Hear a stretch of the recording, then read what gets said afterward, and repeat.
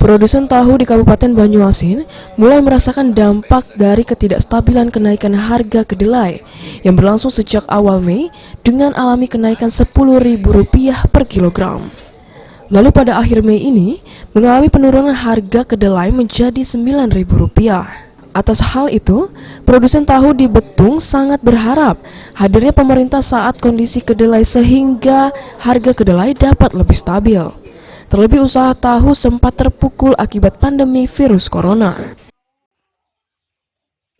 Sangat pengaruh, soalnya kaca kedelai mahal sekali. Jadi dulunya tahunya besar, sekarang diubah menjadi kecil. Untuk harga kedelai sendiri per kilonya berapa, Bu? Yang dulunya 7.500, sekarang 10.000.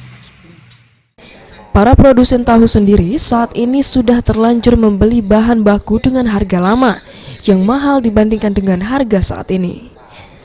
Sulaiman, PAL TV.